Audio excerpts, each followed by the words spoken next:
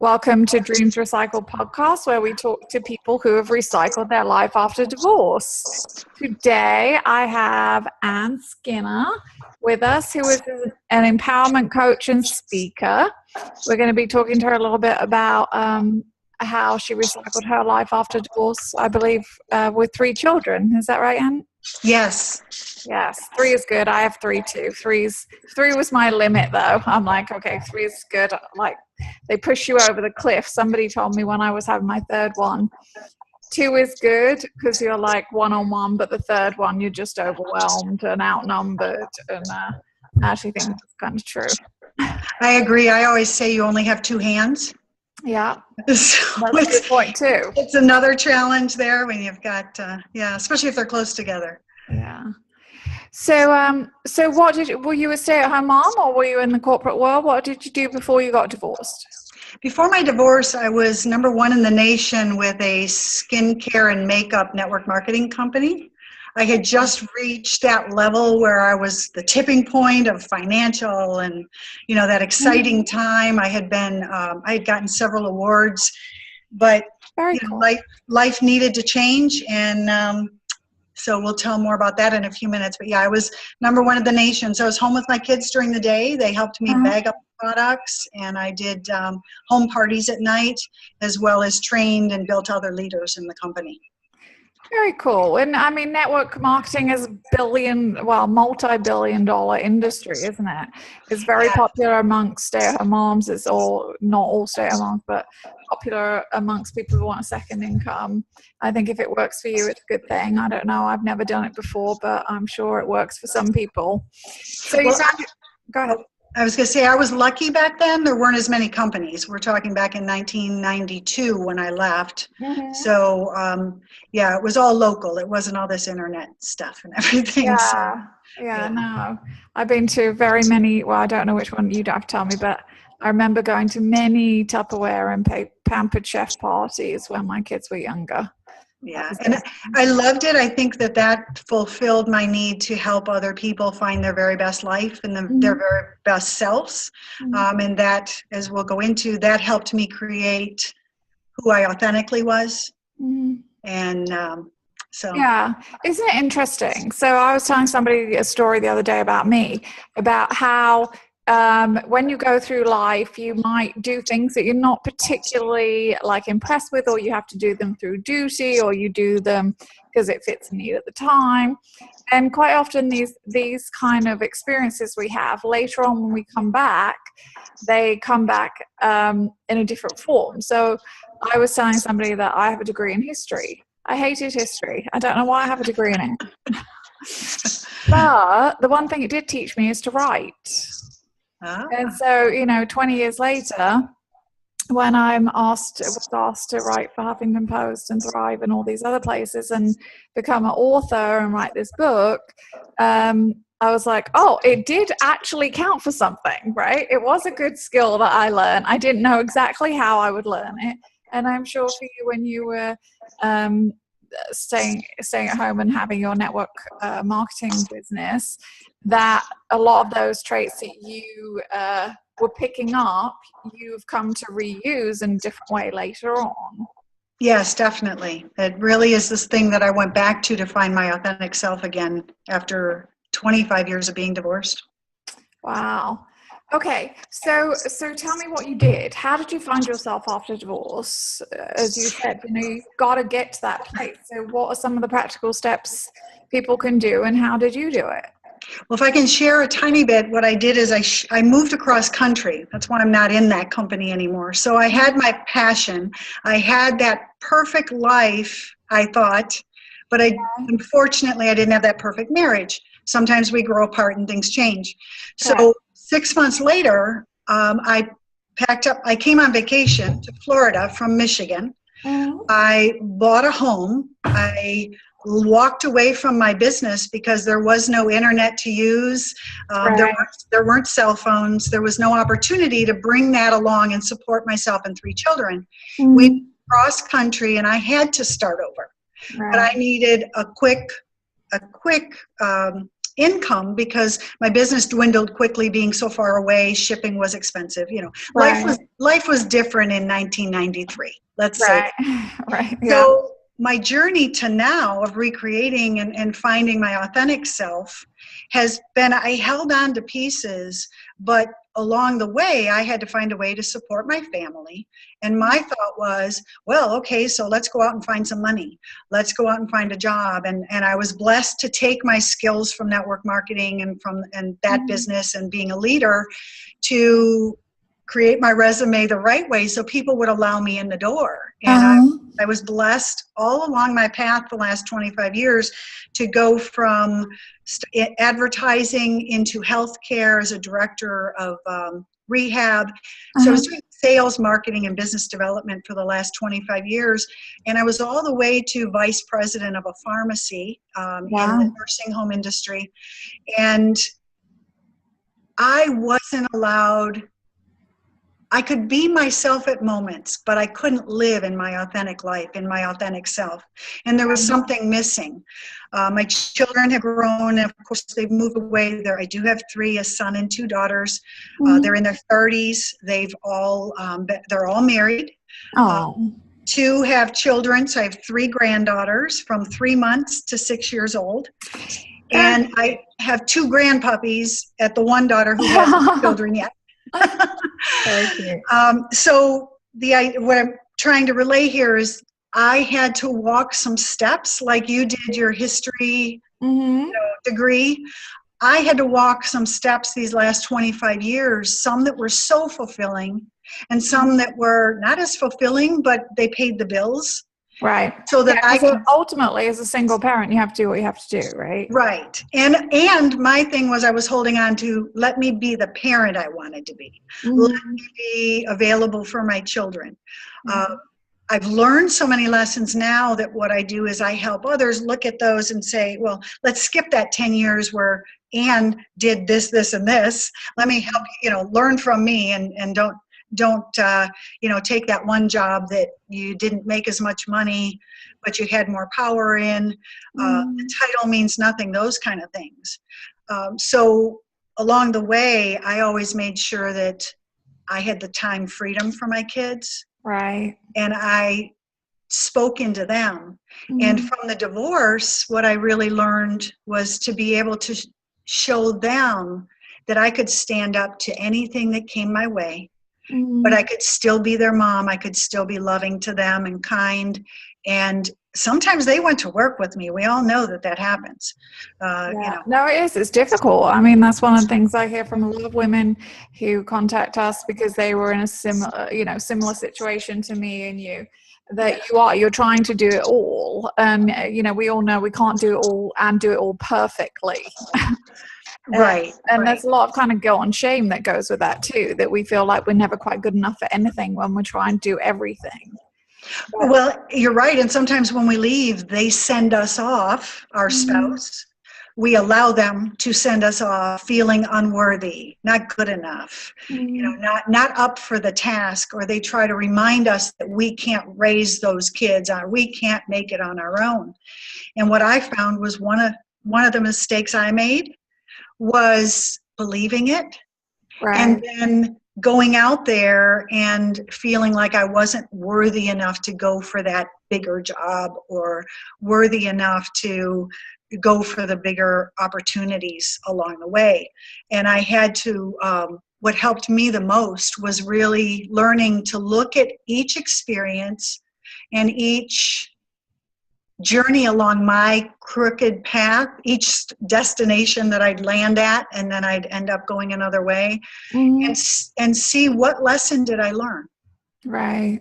As much as there were times I was very angry, I was, about all that, I could look in my children's eyes and say, if I hadn't married that person, I wouldn't have these children. Maybe I'd have others. But, so learning to look at whatever happens and find the gift in it Really, Right, which is a good, yeah, which is I mean, it's a life trait that we should all try and do, but it especially comes to play after any kind of adversity, including divorce. We need that kind of, try and find the good in things and the silver lining and what did you learn from this? For two reasons. One, it makes you a happier, healthier person as you go along your journey. And two, it makes you, I think, appreciate maybe the not good times and the good times. right. Yeah, as they say, you'd never know what happiness was if you hadn't had sadness. You wouldn't know dark without light. So it's really important to look at it in that way. And man, it saves a lot of misery too, I have to say. Yeah, no, that's true. And I think it's very difficult. We are, we're torn. It's like we get out of these long-term marriages, and maybe we were a stay-at-home parent, or maybe we, had kind of sidelined our career or done things we didn't really want to do because in the family dynamic, that's what worked. Right. But then when you come out, you have to really weigh up the pros and cons of whether you'd rather struggle for a few years to do something better and bigger and greater and it be a harder road, or you settle for doing something that maybe you don't want just because it's security, it's a minimum wage or close to a minimum wage, just because that's the situation you're in. And I think for a lot of people, that's a really hard decision on what path you choose, because really once you choose one path, it's very difficult to cross over to the other path that you're on. And I talk to a lot of women, and I think that this is true about women in business generally. I think that we don't necessarily dream big enough.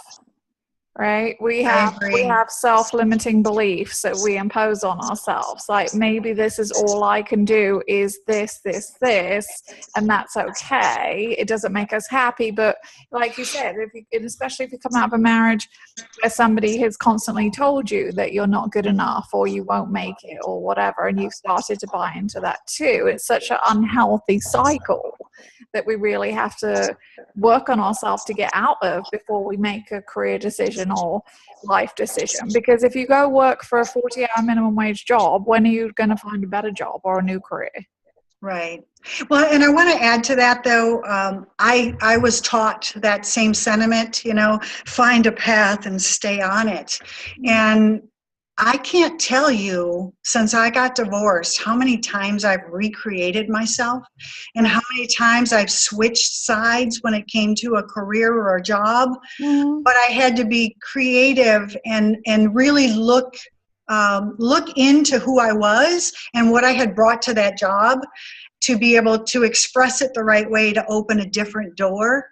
Right. And sometimes I was blessed enough to find some mentors and coaches along the way. And Wayne Dyer, I actually found a church when I was going through my divorce, the one that he talks about starting at.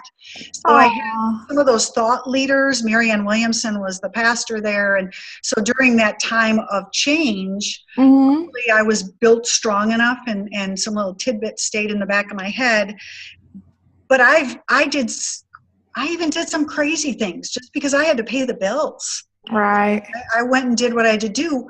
But what I would say now is, here I am back at who I am and who I was meant to be. So don't give up on your dreams. They are ahead of you. Be reflective, really review and look at the things that when you speak of them or you think of them, you get sad or you get angry or you get lonely, and really look into them and see what gift they give. That helps to release the emotion and know that you're on the right path, but be open to a new door. We all, especially as I reflected for your show, I remembered, I lived probably 20 years or 15 of those years on fight or flight. Right. And when you've got those blinders on, you don't see the great doors that get opened for you along the way. You just barrel through and get home and pay the bills and, let the boss beat you or whatever's going on. But we have to stop and make sure, even in the worst times, stop, reflect, review, and then find, okay, how can I go to where I want to go? And it could be baby steps for 10 years. but letting go of it means you're never going to get there. So it's Mhm. that your children, as a reminder, if you have children, they're watching you at all times. So however you grow, whether it's through anger and resentment and taking it out on the whole world, or you grow through love and affection and empathy towards the world and yourself, your children are seeing that, and that's who they're going to be.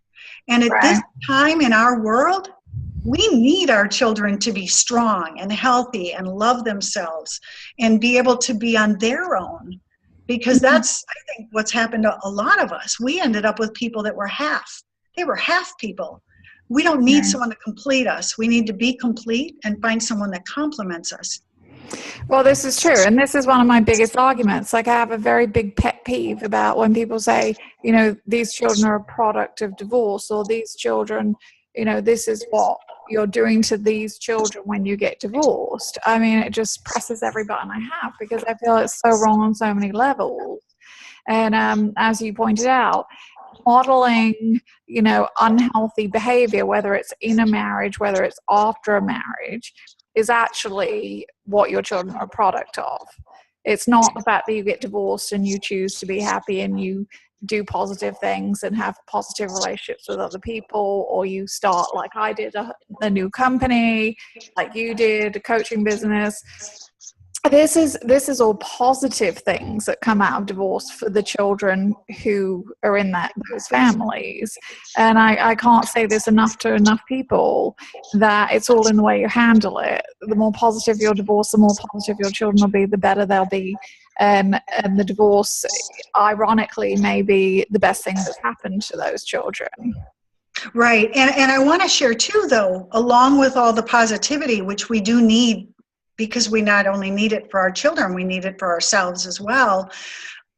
We also need to let them see us cry.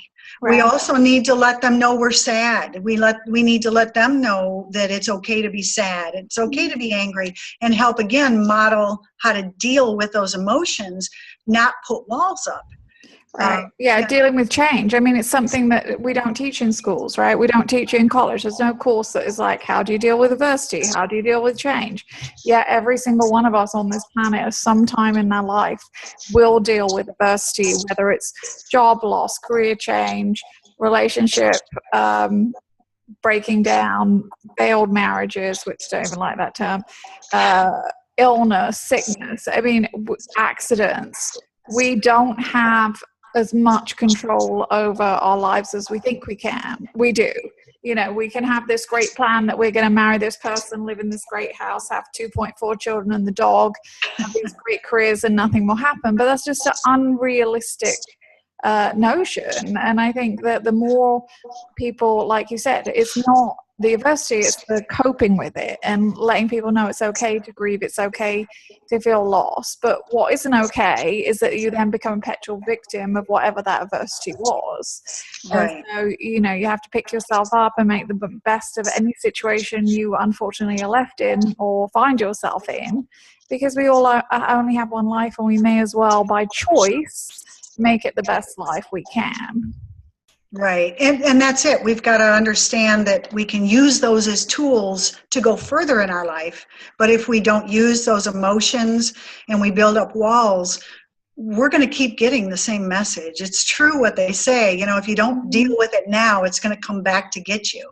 Yeah. And it's true. It just cycles through until we find that. And, I heard something the other day, and I thought about this show and how true it is. They say that, the crack, we all have cracks. Right. And the cracks are what let the light through.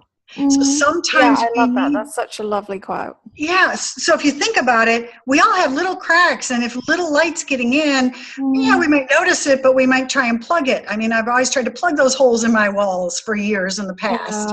So if sometimes the adversity comes to break that open so the light can get in, so we can see what it is that's holding us back, what it is that's, not working in our life. Because some of us, and I am guilty of it as much as anybody else, sometimes barrel through the pain and don't look at it to see what it's trying to tell me.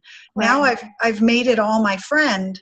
I might not like my friend of anger or my friend of adversity, but I've realized that if I stop and accept it and acknowledge it, it'll give me a gift if I just take the time to reflect into it and see what's there. So what would you say are the biggest things you learn about recycling your life, as you said, over and over again in the last 20 years since your divorce? You haven't done it once, you've done it multiple times. So what do we have to channel, or what do we have to work on to be able to be somebody like you, somebody like me who manages to do this? Because it's definitely one of the things I get asked about the most. My challenge was I'd have the courage to step forward to do what I wanted, but then I was always too afraid to keep going when the money got a little low, or I had like my own little, we call them in the coaching I do, a terror barrier, like a lid. I had so far I could go, but that was, there's a lid I'd hit and go, oh no, I can't go any further. Shoot, it didn't work again. So having to learn to face what it is that stops you and holds you back, right, and then look at it and see, how can I work my way through this? How can I break through? And again, looking at having a real vision of what you want your life to look like. And that could be 5, 10, 20 years down the road. But if you don't start today and know what you're going for, you're going to be on a road that leads to nowhere because you're going nowhere. You haven't planned. So if you get very, very clear on what it is that you really want in your life for yourself and your family now and in the future, and then work a little backwards. Where am I at? What would I need to do to get there? And then all of a sudden, what's holding you back is the big list. Right. What is that? And then working through that with yourself and somebody else, or a thinking partner or a coach or whatever it is you need. I actually spoke at a kind of conference a few years ago, and there were a lot of manifestors at the conference. And before I actually went there, I didn't actually know what this was. And I remember listening to them and being like, I don't know about this. This all sounds a little bit weird and flaky. And that was my first reaction. And then the more I kind of started thinking about it, and I read a few books during that time. It was like a kind of a year. It was in the course of this year I kind of took for myself to find myself, to really figure out, as you said, what I wanted in life, what I didn't want, what I wanted my end goals to be and my life to be. I'd already started Dreams Recycled.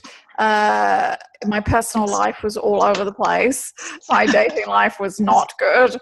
And I actually did. I took some time and I kind of did exactly what you said. And I found it very, very helpful.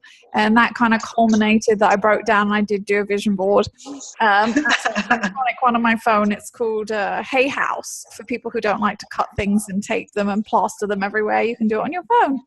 Right. And I did a little vision board on my phone, and this was about a year ago, and I'm not even kidding you. There are probably 14 things on there, and I think 10 out of the 14 in the year since I did it have come to be true. Yes. Yeah, it's funny because before my divorce, I told you I was going to that church. Well, I took this class about your dreams and all that, and that was my first. I'd heard about manifesting, but I had never gone through that either. And we did a vision board, and I drew out my life, and I drew out this house I wanted. Oh, yeah. And 3 years later, here I was living in Florida. I came across the book, and and this was like 6 months before my divorce, when I was really in that grief and really, in the fight. And so I pulled the book out and I'm reading it, and I was living in the house I said I wanted to live in. The only thing it didn't have when I moved in were palm trees. I put them in. Not finding the book. I just did it when I got here. Yeah. It had a sunken tub, but no jacuzzi jets. So I put those in without looking at this book. Yeah. One thing that was hilarious, they say you've got to be careful what you ask for and be very specific, because the universe takes you literally. God, whatever you want to call it, takes you literally.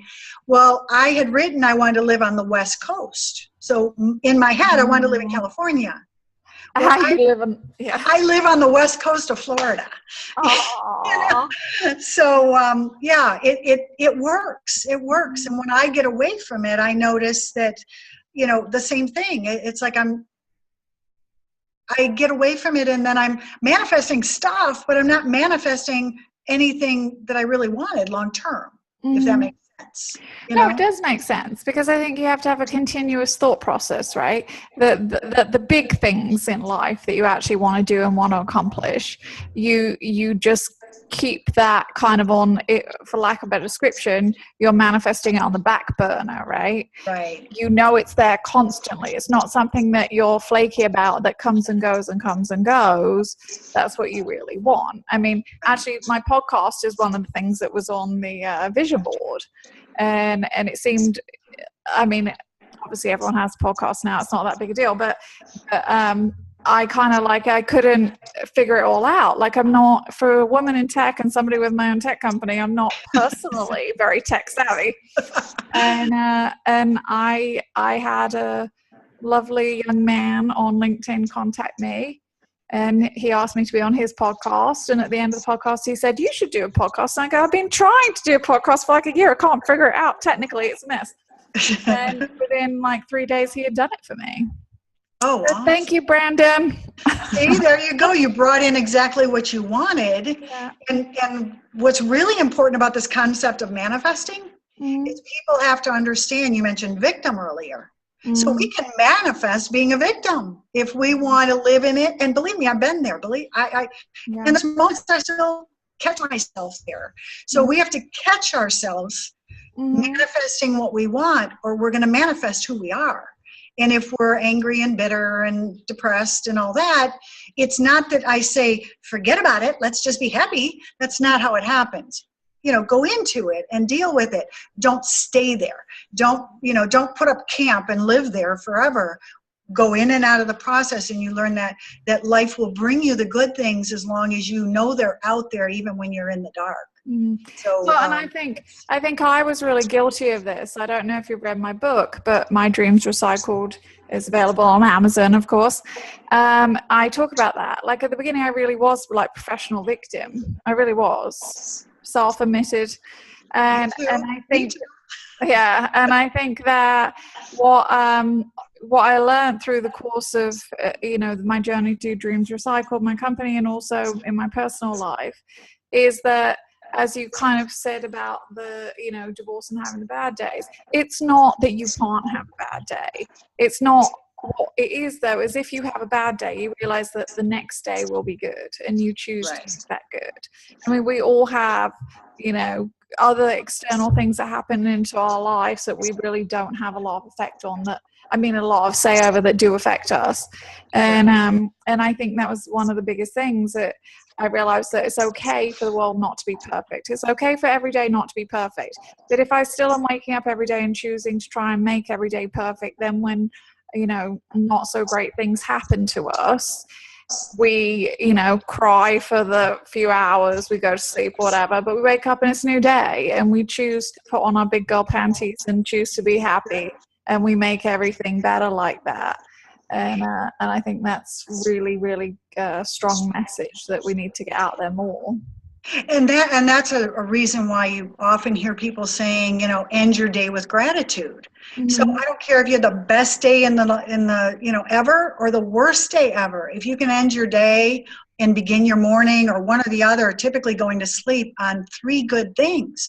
So you had the worst day ever today, but for me, I still had 3 great kids. So I had 3 really good things to be grateful for.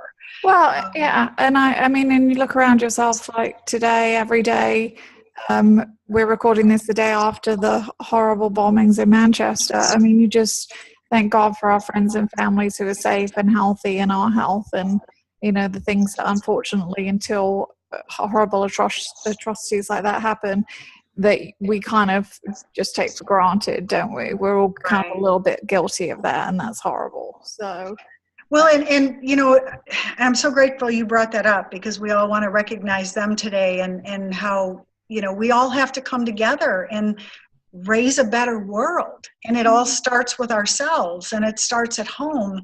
And it's it's really difficult sometimes to understand that what's happened there could happen in any of our countries, in any of our backyards, in any of our malls, our concerts, any of that, until we take control of where we're at, and then we start sending out that goodness from ourselves to others. These things are going to continue to come back, and it's a terrible thing to think of, but isn't this a big enough sign by now to know that our families matter, our loved ones matter, our world matters. It's a big.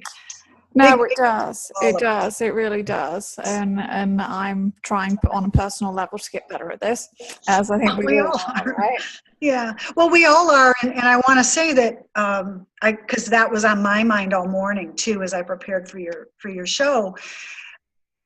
It's now more than ever in history where we've, especially divorced people, because we can get stuck. And I'll admit, I was there too long as a victim, or nobody comes to help me, or, oh, I have to work so hard, and all those things. But now more than ever, we have to be stronger people. We have to find our own values and morals and ethics and really live them and express them to our kids and everything. So at this point, more than when it happened to me, I think that people are with the technology, right, we're more alone than we've ever been alone. And when you it's get definitely divorced, a different world. It definitely is. Alone is the worst place to be when you're hurt and you're healing and all those things. So we really need to surround ourselves with good people, and we need to work on ourselves so that we can all put out something better, so that our world does become better, because it does start at home. It really does. And I'm actually started this morning writing one of my new blogs. It's entitled "Why Our Exes Love to Be Victims." Oh, good one. Yeah, and I was talking about this with a lot of people on and off in my Facebook group. Join us, Dreams Recycled, on our Facebook page. We're everywhere. If you can't find us, join our community. But we were talking about that. I mean, once you make that decision to kind of be a victim of divorce, and a professional victim, kind of almost, it really does impact everyone negatively. Your ex-spouse, your family, your children. It's just such a horrible path to go down, and then God forbid get stuck there, right? Right. And I think it goes into kind of what you were saying before, that we all have a personal responsibility to be the best kind of person that we can be, and to not inflict our drama and our victim mentality on those around us. And I highly suggest, if you feel like you fall into this category, seek some kind of help. There are life coaches, there are divorce coaches, there are therapists, psychiatrists. This is not a way to live. Like, as Anne said, your children see this, people around you see it, your co-workers have to deal with this. Nobody wants to be around somebody who is a professional victim. Right. And the other challenge that comes with it, I'm not going to say it's going to be easy being positive, even if you're getting that help. And that is the key thing, is getting someone to help you, that can help you navigate and help you understand what's not only going on in you. The worst part of divorce is we have to figure out what's going on in that other person who's going to take our kids for a while. Right. And sometimes we can come out of being a victim, and we're still dealing with a victim showing up at our house to pick up our children and sending our kids back with some of their victim, things. So it's really important to get that support and that help. And then the first thought that'll probably come to your mind, because it always did mine, I can't afford that. Mm-hmm. Well, I'm going to tell you, I lost some years there while I was in that place of victim, and I can't afford to get out of it. You can't afford not to. You can't afford not to seek the help. You know what? Maybe you can't afford a coach or a therapist every week, but maybe one a month, and then find do some authentic journaling or a program or something to keep you going in the midst of it all. Start your own journal and start looking for those gratitude things. But you can't afford to not just start today. If you haven't started, you can't afford not to start today, because life goes too quickly. Well, life does go too quickly, and I think you're absolutely right. I mean, there is no excuse not to get help in today's society. There are free resources. We have some of them on Dreams Recycled. There are reasonably priced, everyone in all categories. There are support groups where they're totally free that you can go to, or meetups, or all over the place, actually, with your local church, your local organization. If you're struggling, there is a way to get help. And I mean, even as I said, if you read my book, I did my entire everything by myself. We have the World Wide Web. If you can read, you can get on there and you can find a ridiculous amount of great information. Right. And at least set you on the right path to get to a place where you can seek help and find it in your area or online or whatever suits you. But definitely go find somebody. Yeah, and something else I want to share about that is you want to make sure, because I did that, and like you, I didn't have the internet either. We went through this. It's like you had to really seek out, and sometimes they were private little meeting groups in some back door of the church or something like that. Mm-hmm. But now there's so much opportunity. If you go to one and everybody's sitting around being a victim, oh yes, find a new one. Yeah. If you don't feel they're your people, mm-hmm. and then for those that were like me, that's I made it to this executive level, and everybody thought I had my whole life together, my whole life. And so many times I say it, I walk in the door and I'm a puddle on the floor, but I'm out there in the world, and everybody thinks, oh, look at her, she's all put together. Mm-hmm. So you're embarrassed. You don't want somebody to know, so you won't go get help. Well, not only go get help, but make sure you find your own tribe. Right. Don't stay in a group that doesn't feel good to you. Keep looking. They're out there. Mm-hmm. No, and it is. And I mean, I think that's why Dreams Recycled is so successful, because people understand that we're the positive tribe. If you want positivity, right, upbeat help, resources that focus on the positive, community members who are like-minded, who also want to focus on the positive, then obviously come check us out at Dreams Recycled. Oh, definitely. Yes. And what a big help that you are to everybody with your podcasts and everything else. And, I have to bring up another reminder. Your family is going to, at times, parents, brothers, sisters, they don't understand what you're going through. They try to, they want to. And sometimes their empathy will come across as trying to make you and keep you a victim. Yeah. Yeah, because there's a difference between helpful sympathy and unhelpful sympathy or empathy. And right. I think that's right. I was talking to somebody about this the other day. Really, unfortunately, unless you have been divorced and you have children, you don't understand how devastating it can be, I don't believe. Right. And as much as our family members and friends really want to help us or be there, the way they try and be there is not always helpful. And the things they say is not helpful. And so, as you pointed out, definitely find your own tribe, find like-minded people, find other divorcees. If nothing else, you're going to need people to go out with and do things with. And, right. If you're not ready for dating and you want to go to a movie or whatever, there's other divorcees out there who are in the same boat who probably want to see that movie too. So find them. Yeah, and they say you are the reflection of the 5 people closest to you. Mm. So really stop and reflect on, sometimes when we leave a marriage, we lose all our friends. Sometimes we keep them and they aren't people we should have kept. Yeah. So it's real important to have that close group or tribe around you that, you share with, but don't share with the world. Because some of the things they're going to share with you aren't going to be in your best interest. They don't mean to. I'm not saying people are trying to do things to you, but it's really important to choose wisely who you share your story with while you're going through this, and find those right people in those right places and things like Dreams Recycled. Right. No, and that's all good advice. And I thank you very much for joining us today. This is Anne Skinner, who is an empowerment coach and speaker. Anne, can you tell our listeners where they can find you? Sure, sure. I've got a website called AnneSkinnerEmpowerment.com, and it's Anne with an E, ANNE, SkinnerEmpowerment.com. I have actually set up an email for this group only at any point when they listen to your podcast. It's called Empowered Life Reset at gmail.com, empoweredlifereset@gmail.com.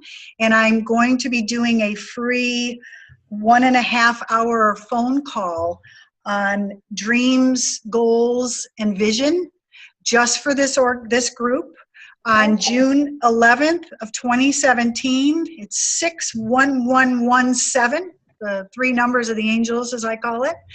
I'd love to have you all join me there. It's a free call. It's on empowering yourselves and really taking a look at what you're looking forward to. And you can reach out to me at any time. I'd be happy to help you out. And Tiffany, I'm so grateful that you've asked me to be here today. And yeah, no, we were thrilled to have you, and thank you very much for doing that for our listeners and our website users. And I will actually put all your contact information. It'll be on Dreams Recycled under the podcast section, and so people can click through onto the links to find you anywhere.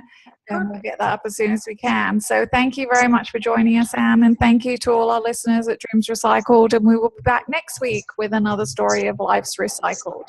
Great, thank you.